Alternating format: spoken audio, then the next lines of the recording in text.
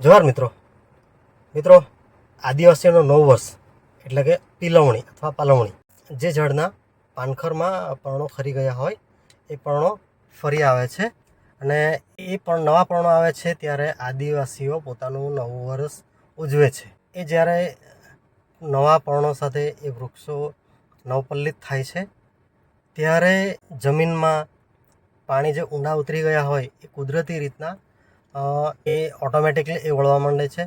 નદી નાળામાં પણ એ પાણી થોડું થોડું વળવાનું શરૂ થાય છે અને એ સમયથી આદિવાસીઓ પોતાની ખેતીની નવી સિઝન માટે તૈયારી કરવાનું શરૂ કરે છે અને પોતાના જે ઓજારો ખરા એ સાફસૂફ કરી નાખે છે અને જે ખેતીની જમીન હોય છે એ આસપાસ પણ સાફ સફાઈ કરી નાખે છે.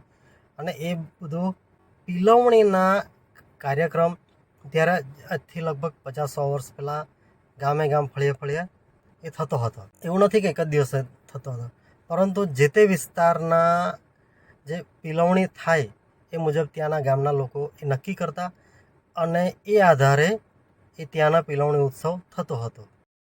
તો મિત્રો, આ જે અનાજની દેવી એટલે કે કણ એટલે કે કણી કંસેરી કહેવાય છે. આદિવાસીઓ અનાજના કણને પોતાની માતા માને છે, કણી કંસેરી માને છે.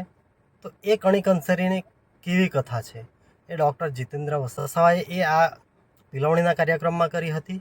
તો મિત્રો, એ આપણે આજે જોઈશું. તો ચાલો મિત્રો, વિડીયો જોઈએ. તો એ ધરતીને એકમાત્ર દીકરીનું નામ છે કનકની. એ એક દિવસ નદીએ નાવા જાય છે અને નદીએ નાવા જાય, સાંજ પડી જાય, દીકરી ઘરે વળતી નથી, ઘરે આવતી નથી. એની માં દુખી થઈને વિચાર કરે છે કે દીકરીનું શું થયું હશે. એટલે એના ધરતીના 2 દૂત છે ત્યાં. ઝારખંડ છત્તીસગઢની વાર્તામાં ધરતીના 2 દૂતો છે. ધરતી એ બંને દૂતોને એની પાસે બોલાવે છે કે દીકરી સવારની નાવા ગઈ છે, રાત પડવા આવી છે, હજુ સુધી ઘરે પહોંચી નથી, તમે જરાક તપાસ કરો. આપણે ત્યાં ધરતીની એક દીકરી છે કણસરી અને એના ધરતીના 2 દૂત છે રાજા પાંઠો અને વિનોદેવ. આગળ વધતા કથા ચાલે છે. આ બંને દૂતો કણસરીની શોધમાં અહીં પણ નીકળે છે. ત્યાં પણ એ કનકનીની શોધમાં ઝારખંડ, ઓડિશા, છત્તીસગઢની કથામાં પણ આ બંને દૂતો ધરતીના એ કનકનીને શોધવા નીકળે છે. આખી ધરતી ફરી વળે છે. 7 ખંડ, 9 ખંડ, 12 ખંડ ધરતી બધી ખૂણે બધે ફરી વળે છે, પણ કનકનીનો કોઈ મેળ પડતો નથી. દુખી થઈને આ બંને દૂતો એની મા પાસે, ધરતી પાસે વળે છે.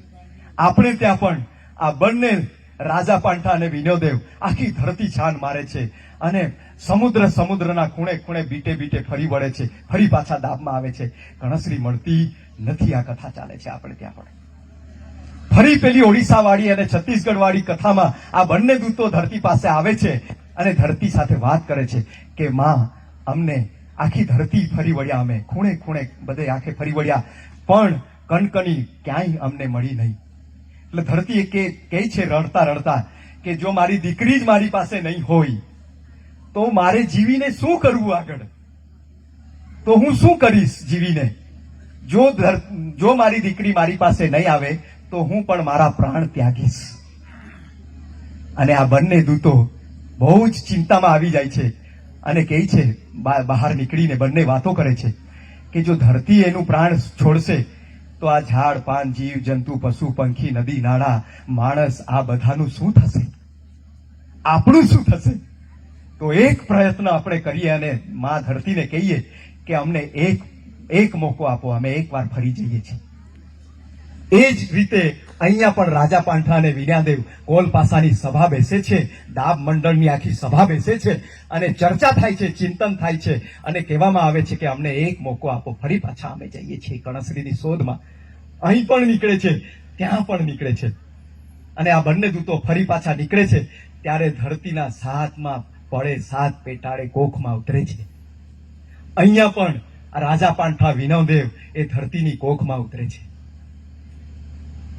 અને ધરતીની કોખમાં ઉતરે છે અને ત્યાં આ હુરિંગ પાસા પાસે આ કણસરી ત્યાં છાણ વાસીદું કરે છે એવું જોઈ કાઢે છે આ લોકો. ત્યાંની કથામાં પણ હુરિંગ પાસા પાસે આ કનકની તે લોકોને સાંપડે છે અને આપણી કથામાં પણ રાજા પાંઠા અને વિનોદેવને પણ કણસરી હુરિંગ પાસા પાસે ત્યાં કામ કરતી મળે છે. બંને જુએ છે, જાય છે, વાતો કરે છે, અને બરાબર એ લોકોને વિશ્વાસ બેસી જાય છે કે આપણી કણસરી છે, ધરતીની દીકરી છે. હવે હુરિંગ પાસા સાથે વાર્તાલાપ કરવાનો વારો આવે છે. હુરિંગ પાસા સાથે વાત કરે છે તો હુરિંગ પાસા કે મારી પાસે જે પણ એકવાર આવી ગયા એ એના એવા જ સ્વરૂપે ફરી પાછા મૂળ સ્વરૂપે જઈ નહીં શકે. હું મોકલી જ નહીં શકું. એનું રૂપાંતર થવું જોઈએ, એનું રૂપ બદલાવવું જોઈએ, તો હું અહીંથી મોકલી શકું. એટલે આ લોકો બધી વાત કરે છે કે ધરતી જો તો તમે ના મોકલશો તો ધરતી એનું પ્રાણ ત્યાગશે, તો આપણા બધાનું પણ જીવન જોખમમાં મુકાશે. એટલે તમે કોઈ વચલો રસ્તો કાઢો, એમ હુરિંગ પાસાને કહે છે. અને પછી હુરિંગ પાસા વચલો રસ્તો કાઢે છે અને કહે છે કે જો એક શરત છે, મારી પાસે આવનાર તો આમ જાય નહીં, પણ એક શરતથી હું મોકલું છું. કહે છે કે કણસરી, કણી, કનકની જો અડધો સમય એની મા પાસે રહે અને અડધો સમય મારી પાસે રહે, જો આ શરત મંજૂર હોય તો હું એને મોકલું. એટલે આ બંને દૂતો રાજી થઈ જાય છે કે ગમે તે થાય પણ મા તો બચી જશે, ધરતી તો બચી જશે. એટલે આ બંને હા પાડે છે અને ત્યાંથી કણકની, કનસરીને લઈને હુરિંગ પાસા પાસેથી ધરતીના પેટાળ ઉપર, ધરતીના મૂળ પેટ ઉપર, ગર્ભમાંથી બહાર આવે છે. અને એ બહાર આવવાની જે પ્રક્રિયા છે, બહાર આવવાનો જે સમય છે, ત્યારે ધરતી ઉપર નવા નવા પાન ફૂટવાની શરૂ થાય છે. નદી નાળાઓ જે સુકાઈ ગયા હોય, આપણે ત્યાં વાહલીના મહિનો એવું કહેતા હતા, અને નદી નાળા સુકાઈ ગયા હોય તેમાંથી ફરી પાછું પાણી છૂટવાની શરૂઆત થાય. આ બધા ઝાડમાં પાંદડાઓ ફૂટવા માંડે. તો આજે જ્યારે કણસરી હુરિંગ પાસા પાસેથી આ બે લઈને આવે છે મા પાસે, ત્યારે આ બધી ધરતી ફરી પાછી હરિયાળી થાય છે અને એને જ પીલવણી કહેવામાં આવે છે. આ આખી વાર્તા છે. તમે કલ્પના કરો કે આ વિજ્ઞાન છે, વૈજ્ઞાનિક વાત છે. આ દુનિયાનો કોઈ પણ વિજ્ઞાન આ વાતને નકારી નહીં શકે. આ વાર્તા નથી, વિજ્ઞાન છે, હું કહું છું. અને આ વાત જો આપણે આ દુનિયાની સામે મૂકવાનું, આ 3 વર્ષ થયા છે, 4 વર્ષ, 5 વર્ષ, 6 વર્ષ એમ મૂકતા મૂકતા આ વાતને આપણે વિસ્તારીશું, દેશ દુનિયામાં આ વાતને ફેલાવીશું. હું વચ્ચે 2 મહિના પહેલા ઝારખંડ ગયો અને ઓડિશા અને ઝારખંડના થોડાક વિસ્તારોમાં ફર્યો. 15 દિવસ રોકાયો. ત્યારે મેં ત્યાંના બધા જ આ પ્રકારના વિચારનારા, સામાજિક કામ કરનારા લોકો સાથે મળીને બેઠકો, અમે ઠાકોરભાઈ બધા હતા, તો અમે ફરીને બધા સાથે વાતો કરી. હું આ બધી આ વાર્તા ત્યાં પણ સંભળાવતો, એ બધા ખુશ થઈ ગયા. તો કે આપણે બધા એક જ છીએ એમ કે. મતલબ કે કોઈ સમયગાળામાં આપણે બધા કોઈક એક જગ્યાએ, આપણા વંશજો એક જગ્યાએ જીવ્યા હશે. એટલે આ વાર્તાઓમાં સમાનતા છે અને આપણી કલ્પનાઓમાં એકરૂપતા છે. એટલે આ વાત આપણને આખા દેશના આદિવાસીઓને જોડી શકે છે. એટલે આ જે પીલવણ કેવી રીતે પેદા થાય છે, પીલવણ શું છે, એની આખી આ વાર્તા એક વિજ્ઞાન. આ આપણા પૂર્વજોએ કેવી રીતે આ આખા પ્રકૃતિને સમજી હશે, કેવી રીતે ઝાડ પાનને સમજ્યું હશે, કેવી રીતે ધરતીના પેટાળને સમજ્યું હશે, ધરતીના ગર્ભને, હવામાનને. હમણાં કહે છે કે વાહલીનો મહિનો ચાલે એટલે ઊંઘ વધારે આવે એમ કે. જે ડાયો હશે એમને ખબર છે, વાહલીના મહિનામાં ચોરીઓ બહુ થતી, કેમ કે બધા બહુ ઊંઘી જાય એમ કે. હવે એ આખા વાતાવરણનો અભ્યાસ આપણા સમાજ પાસે હતો. હમણાં અમારે ત્યાં કે ગિમલી આબ નીકળશે એમ કે. કોને ખબર છે, કેટલા લોકોને ખબર છે કે ગિમલી આબ હોય છે આકાશમાં? મતલબ કે અવકાશી તત્વોનો અભ્યાસ. આ સમયગાળામાં વાતાવરણમાં ગિમલી આબ નીકળશે એમ કે. ગિમલી આબ નીકળે એટલે ખેતરનું કામ શરૂ કરી દેવાનું. કેમ? તો કે હવે ઠંડક થવા માંડશે, વાતાવરણમાં ઠંડક થશે. જે ભરપૂર તાપ પડતો હતો એ તાપ હવે નહીં પડે. અડધો તાપ પડશે અને અડધો છાંયડો રહેશે. તમે ખેતીમાં કામ કરી શકશો, ગમે ત્યાં ફરી શકશો. તો એ જે આબ એટલે કે એ જે હવામાનમાં જે ફેરફાર થાય, તેને એક જ શબ્દમાં કીધું કે ગિમલી આબ નીકળશે. અને એ ગિમલી આબ નીકળે એટલે 15-20 દિવસ સુધી આ આબુ ચાલે, એટલે કે ઠંડક રહે. એટલે તમે ખેતીવાડીમાં કામ કરી લેજો. ખેતીવાડીમાં ભરપૂર ગમે તે સમયે કામ કરી લેજો, કઈ તમને તાપ નહીં લાગે. આ ગિમલી આબ પૂરી થાય, તમારું કામ પૂરું થાય એટલે પછી રાણી કાજલ તૈયાર થાય એમ કે. કોને ખબર છે રાણી કાજલ કોણ છે? આમાંથી આપણને ખબર છે અંબામાં કોણ છે, કાલિકામાં કોણ છે, પણ રાણી કાજલ કોણ છે એ ખબર નથી.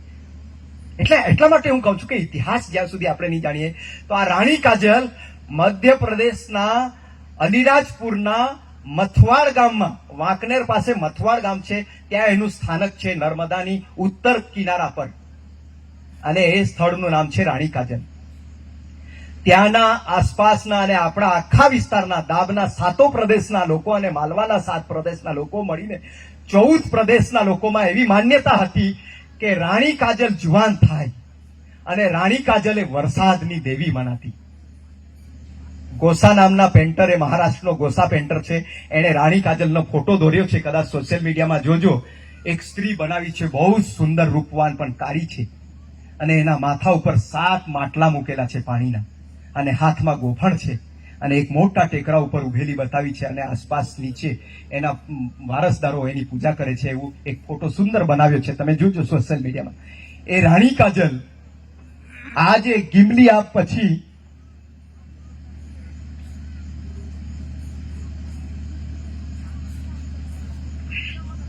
આ ગિમલી આપ જ્યારે પૂરી થાય એટલે રાણી કાજલ જુવાન થાય. રાણી કાજલ જુવાન થાય એટલે બોરો એમ કે, તમારે ચૌધરી ગામિતમાં બોરો, આ દિશા બેરો એમ કે, આ દિશામાં બતાવશે. એને ખબર જ નથી, બતાવવા વાળાને બી ખબર નથી કે આ દિશામાં બોરો કોણ છે અને શું છે, ખબર જ નહીં, પણ બતાવે, અમારા પૂર્વજો બતાવી ગયેલા કે બેરો આ બાજુ છે એમ કે. તો આ રાણી કાજલ જુવાન થાય એટલે તલ જેટલી વાદળી આ દિશામાં ઉપર, કાળી વાદળી ઉપર ચડે, અને એને જોઈને બોરાનું એક વાદળ નીકળે એટલે ગાજવાનું શરૂ કરે, ધૂમ. આ બંને જુવાન થાય એટલે આંબારોણીઓ તુફાન આવે. આંબારોણીઓ ખબર છે કે પહેલો જે વાવાઝોડા સાથે જે વરસાદ આવે આ દિશામાંથી, એને રાણી કાજલ અને બોર જુવાન થયા એવું કહેતા આપણા લોકો. અને એ લોકો નીકળે. આ તમે જુઓ, આખા આબોહવા અને પર્યાવરણનો અભ્યાસ, કોઈ શાસ્ત્રની તમને જરૂર નહીં. એ બંને નીકળે એટલે 15 દિવસમાં આ દિશામાં જાય બંને, અને કોઈ ખૂણામાં 15 દિવસ સુધી રોકાય, અને ફરી પાછા વળે એટલે ધૂળ બેસી જાય એમ કે. ધૂળ બેસે એટલે વરસાદ શરૂ થઈ ગયો એમ કહેવાય. આ આપણું વિજ્ઞાન. તો આ આખી જે આખા વાતાવરણનો જે અભ્યાસ હતો, પાલુડીથી શરૂ કરવાનું. પાલુડી નીકળે એટલે ખબર પડી જાય કે હવે આપણે જે છે તે આવનારા વર્ષ દરમિયાનનું કામ આપણે શરૂ કરી દેવાનું. ખેતીવાડી, ઢોર ઠાકર, કંઈ પણ ઘર કુટુંબનું જે કંઈ કામ હોય, લગ્નો બંધ કરી દેતા આપણા લોકો, અને ખેતી કામમાં જોતરાઈ જતા. હવે તો આપણી પાસે સમય જ નથી. અને એવું કહેતા અમારે ત્યાં કે હોળીનો દાંડ પડે, હોળીનો દાંડ પડે એટલે હોળી સળગાવીને તમે નીચે પાડો એટલે જમીનને, ધરતીને ખુલ્લી છોડી દેવાની, એને શ્વાસ લેવા દેવાની, એવું કહેતા. આપણે અત્યારે તો ક્યાં શ્વાસ લેવા દઈએ છીએ? 24 કલાક એને શ્વાસ જ નહીં લેવા દઈએ. મતલબ કે જમીન ફાટવી જોઈએ. કુદરતી રીતે, આ વૈજ્ઞાનિક રીતે આ જ્ઞાન છે. જમીન, ધરતી ફાટે તો એમાં બેક્ટેરિયા પેદા થાય, ઓક્સિજન અંદર જાય. આપણે તો આ ધરતીને એટલી ખેડવા માંડી ગયા, 24 કલાક પાણી, ભીની, આ તે, શેરડી, કેળા, ફલાણું નીકળું, બધું જ 24 કલાક એના છાતી ઉપર કંઈક ને કંઈક મૂકેલું રાખીએ, તો એ શ્વાસ ક્યારે લેશે? એટલે આદિવાસીઓએ, આપણા પૂર્વજોએ જે ગોઠવેલું, તેમાં આપણે ક્યાં ક્યાં હવે ચૂકતા જઈ રહ્યા છે, પછી આપણે સમજી લેજો કેવી રીતે ચૂકવા માંડ્યા છીએ. પણ મૂળ વાત કે આ પિલવણી આપણને ઘણું બધું કહી જતી. આજે ઉનાળો બેસતો તે સમયે પ્રકૃતિ પણ આપણને સંદેશ આપતી કે જ્યારે ઉનાળો બેસે એટલે ખાટા ફળો શરૂ થઈ જાય. શું આપણને શું સંદેશ હતો? આ પ્રકૃતિ નક્કી કરે કે આ જેટલા પણ કુદરતમાં જેટલા જીવો છે એને આ તાપમાં રક્ષણ આપવા માટે ખટાશવાળા ફળની જરૂર પડશે. એટલે આ ધરતીને માં, આપણી માં, મોટી માં, એને મોટી માં કહેતા. આ મોટી માને ખબર કે મારા બાળકોને શું જોઈશે, અને એ ખાટા ફળો તૈયાર કરતી. ખટુમડા બને, ફલાણા બને. હમણાં તો કોઈને ફળની ખબર જ નહીં, ખાલી કેરી એટલી જ ખબર છે બધાને. એટલે આ આખી કુદરતની રચના હતી, અને એ રચનાના અભ્યાસમાં આ પાલુડીનો અભ્યાસ એક આપણા પૂર્વજોનો નાનકડો એક અભ્યાસ હતો કે પાલુડી એ આપણા આવનારા જીવનનો સંકેત હતો કે પાલુડી જો ના થાય તો આવનારું વર્ષ આપણે જીવી નહીં શકીએ. પાલુડી જો શરૂ થાય એટલે આપણા પૂર્વજો નક્કી કરતા કે હવે આપણે નાચી કૂદીને આવનારું વર્ષ જીવી જઈશું. અને તમે વિચાર કરો કે અમારે ત્યાં કથાઓ જે કરે છે એમાં એમ કહે કે જેમ માને 9 મહિનાનું બાળક ગર્ભ રહી, અને જેમ એ બાળકનો જન્મ થાય અને માને જેટલી પીડા થાય તેટલી પીડા આ કૂપણને ફૂટવામાં એટલી પીડા આ વૃક્ષને થતી હોય છે. એવી કથાઓ છે, કલ્પના નહીં કરી શકો તમે. જેટલી પીડા માને થાય છે એના બાળકના જન્મ વખતે, એટલી જ પીડા આ ઝાડના ડાળમાંથી કૂપણ ફૂટે ને ત્યારે એટલી પીડા આ ઝાડને થાય છે. આટલી ઊંચી સંવેદના, આટલું ઊંચું એકબીજા સાથેનું જોડાણ આ પ્રકૃતિ સાથે આપણું હતું. અને એટલા માટે આપણે આ પ્રકૃતિને નહીં સમજીએ. પ્રકૃતિ વગર માણસ જાત બહુ બધો વિકાસ કરી લેશે, બધું જ બનાવશે, સરકારો બધું જ બનાવશે, કંપનીઓ બધું જ બનાવશે, પણ એવું કોઈ મશીન નથી જેમાંથી ઝાડ પેદા થશે. એવું કોઈ મશીન નથી, એવી કોઈ સરકાર નથી. સંડાસ બનાવી આપશે, ઘર બનાવી આપશે, બધું જ બનાવી આપશે, પણ એવી કોઈ સરકાર આ દુનિયામાં નહીં પેદા થાય જે પાણી બનાવી આપશે ધરતીના પેટમાં. આ જો જ્યાં સુધી આપણે યાદ રાખીશું આદિવાસીઓ, ત્યાં સુધી આ ધરતી પર આપણે જીવીશું. જ્યાં એ પછી માનવ જાત જો આ જ્ઞાનને ભૂલી જશે, ધરતીના આ આપણા વચનોને ભૂલી જશે, તો માણસ જાત તે દિવસથી ખતમ થશે એવું તમે લખી રાખજો. એટલે આપણે જે છે તે ધરતીના મૂળ વારસદાર એટલા માટે છીએ. કેસરીસિંહ દાદા કહેતા હતા કે આપણે આ ધરતીના વારસદાર છીએ. કેવી રીતે? તો આ આપણો નાતો હતો કે ધરતી એ આપણી મોટી માં, અને એની દીકરી તે કણસરી, એનું દૂધ પાકે, એ દૂધ આપણે ખાઈએ એટલે એ આપણી માં, અને એના આપણે દીકરા, એટલે ત્રીજી પેઢીના વારસદાર ગણાઈએ. ધરતી, કણસરી અને એને ખાનારા આપણે. આ વારસાઈ કહેવાય. આ કેસરીસિંહ દાદા વાત કરતા હતા. એટલે આ બધી વાતોને આપણે માત્ર વાતો નથી ગણવાની, આપણા ઇતિહાસ તરીકે આપણે એને જોવાનું છે. તો જ આપણે આપણી આ જે નવી પેઢી જે આપણી વચ્ચે અત્યારે બેઠી છે અને જિજ્ઞાસાવશ આપણા જીવનને સમજવાની કોશિશ કરે છે, એને આપણે શું આપી જઈશું? જ્યાં સુધી આ ચિંતન, આ તત્વજ્ઞાન, આદિવાસી દર્શનની વાતો આપણે એમને નહીં પીરસીએ તો એ બિચારા જિંદાબાદ મુર્દાબાદ, લડેંગે જીતેંગે મરેંગે, ફિર લડેંગે ફિર જીતેંગે, મરી જઈશું, કોઈ જીતવાનું નથી. આ ધ્યાન રાખજો. આ ધરતી પર જેટલા પણ માણસો, જેટલી પણ સભ્યતાઓ, જેટલા પણ સમાજો લડવા નીકળ્યા છે, એ બધાનો ઇતિહાસ ખતમ થઈ ગયો છે. રામ રાવણના યુદ્ધને યાદ કરો, કૃષ્ણ અને કંસના યુદ્ધને યાદ કરો, કોઈ પેઢી જીવિત નહીં બચી. જેટલા લોકોએ આ ધરતી ઉપર યુદ્ધ કરવાની કોશિશ કરી છે એ બધા જ ગયા. અને જો આદિવાસીઓના પૂર્વજો એટલા શક્તિશાળી હતા, પણ ક્યારેય કોઈ સામે યુદ્ધ નથી કર્યું. કોઈ યુદ્ધ નહીં. જગ્યા આપી દઈ, તમે અમને ખસેડી દો, વાંધો નહીં, અમે પેલા ડુંગરે જતા રહીશું, પણ યુદ્ધ નહીં કરીએ. આ આપણું તત્વજ્ઞાન હતું, એટલે હજારો વર્ષથી આપણે બચ્યા છીએ. એટલે આ આપણે બધું વિચારવું પડશે. જીવન શું છે, જીવનનું સત્વ શું છે, તત્વ શું છે, એ જો નહીં જાણીએ તો આ બધી સરકારો આપણે ગુમરાહ કરી નાખશે, આ બધા ધર્મો આપણને ગુમરાહ કરી દેશે, આ બધી કંપનીઓ આપણને વેપારીઓ બનાવી દેશે, આ કંપનીઓ આપણને ગ્રાહકો અત્યારે ગ્રાહકો કહે છે ને બધાને, ફોન આવે કોઈકને તો હા ગ્રાહક, એવું જ કહે છે ને. આપણે કન્ઝ્યુમર થઈ ગયા. સરકાર આપણને સંસાધન ગણે, માનવ સંસાધન. આપણે સંસાધન છે? અરે અમે હાડ માંસ લોહીના બનેલા, અમારી અંદર ચેતના છે, અમે ઝાડ પાનને સમજીએ છીએ, આ ધરતી ઉપર જીવીએ છીએ. અમે કેવી રીતે સંસાધન હોઈ શકીએ યાર તારી ભાષામાં? એટલે આ બધા આપણને ગુમરાહ કરવાના. એ બધાની વચ્ચે આપણે કોઈ રસ્તો જો શોધવાના હશે તો આ ધરતી ઉપર આદિવાસીઓ રસ્તો શોધશે, અને એ રસ્તો જ બધા દુનિયાને બચાવી શકશે. એટલા માટે આપણે આપણી જીવનને સમજવું પડશે, અને એટલે આ બધી વાતોને, નાની નાની વાતોને આપણે સમજી લેવી પડશે. આ બધી વાતો હું એટલા માટે કહી રહ્યો છું કે કોઈનું જીવન બહુ અનંતકાળ સુધી ચાલવાનું નથી. ક્યારે શું થવાનું, કોણ હું ક્યાં જવાનું કોઈને ખબર નથી. એટલે જેની પાસે પણ હું વિનંતી કરું છું કે જે પણ ડાયાઓ કે જુવાનિયા કે વડીલો, જેમની પાસે પણ આવું કંઈ પણ જ્ઞાન હોય, એ તમારા કુટુંબમાં, તમારા ફળિયામાં, ગામમાં, તમારી જે પણ તમારા ચાહકો, તમારી માન્યતાઓ, જે કંઈ તમને માનતા હોય એવા બધાની વચ્ચે તમારી પાસે જે પણ નાનકડું કંઈ પણ જ્ઞાન હોય એ પીરસી દો. તમે એવી રીતે પીરસો કે હું કાલે મરી જવાનો છું અને મારી પાસે છે, આ બધું પીરસાઈ જવું જોઈએ. એવી રીતે આ બધું આપણે પીરસી દેવાની વાત એટલા માટે હું કરું છું કે હવે સમય આપણી પાસે નથી. અને હું હવે આ ચિઠ્ઠી એટલા માટે નથી વાંચતો કે હું મારી વાતને પૂરી કરું છું. અને ક્યારેક હું માનું છું કે ક્યારેક આ બધી વાતો આવા કાર્યક્રમોમાં નહીં કરાય. હું ઘણી વખત કહું છું કે ક્યારેક પણ આપણે 20-25 લોકો ક્યાંય પણ 2 ગામના 4 ગામના કોઈ જગ્યાએ, કોઈ ડુંગર ઉપર, કોઈ કંઈ પણ જગ્યાએ, કોઈકના ખેતરમાં ક્યાંય પણ બેસીને આપણે ખીચડી ખાઈએ, કંઈ પણ ખાઈએ અને બેસીને આ બધી વાતોને સમજીએ કેમ કે આ બધા વિષયો એવા છે કે આખો દિવસ જોઈએ તમને સમજવા માટે. એટલે આ મારી ટૂંકી વાત અહીં પૂરી કરું છું.